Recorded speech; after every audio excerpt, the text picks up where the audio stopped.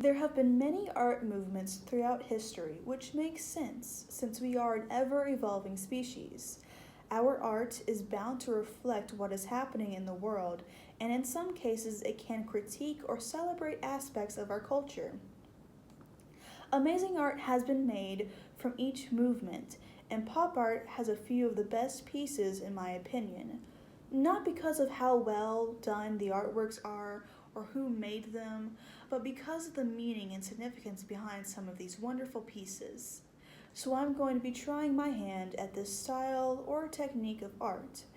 The piece that I'm attempting is inspired by Andy Warhol's Campbell Soup Cans painting and a reference for practice that I found. What exactly is the pop art movement? Pop art originated in the 1950s from Britain and the US, but the movement really grew in popularity in the 1960s. This art movement is iconic for its bold colors and imagery from popular culture, along with repetition, mass culture references, and its blend of high and low art. Some of this movement's most iconic and memorable pieces are Campbell Soup Cans by Andy Warhol and Drowning Girl by Roy Lichtenstein? I hope I said that right. Just by looking at these two pieces, the notion of repetition is relevant in Andy Warhol's piece, and the vibrant colors seen in the blue of the woman or girl's hair in Drowning Girl is also notable. The art movement itself can be seen as both a celebration or critique of cultures like consumerism culture and fame. Although the art movement has received some backlash over the years, with some critics saying it has eroded high art's seriousness. When in all actuality, pop art blurred the lines between high and low cultures in the art world.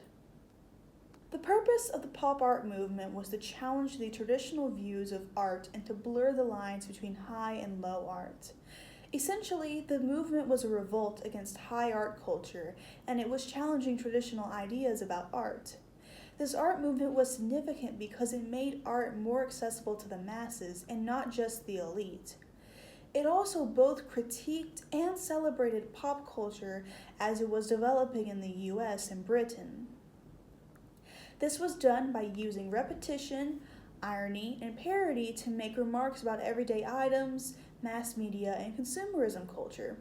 Along with that, pop art allowed room for humor and wit to be freely expressed in art and for art to not be taken as seriously or formally as it once was. This movement changed the way people viewed art and the traditional notions of originality because of the use of various commercial advertising methods and regular consumer products in the pieces. Another significant thing about the pop art movement was that it mirrored the rise of mass production and quick entertainment. There was a large economic boom in the 1960s for both America and Britain, and mass production was introduced, which pop art both mimicked and critiqued. Despite the supposed casualness of pop art, there were many important and significant pieces produced from this art movement, with each piece usually having a critique to the developing world of pop culture and fame that surrounded it.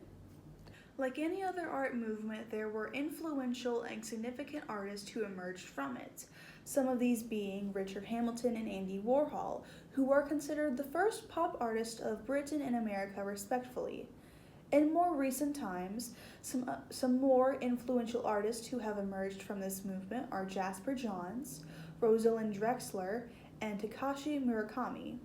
Some of the works from these artists were known for challenging the boundaries of art and consumer culture. A good example of this is Richard Hamilton. Whereas other artists carry the message that we have lost uniqueness in our society and that we're falling into mass production, and a good example of this is Andy Warhol. Overall, pop art has been an influential part of developing American culture and critiquing the rise of mass production and the loss of individuality in the art world.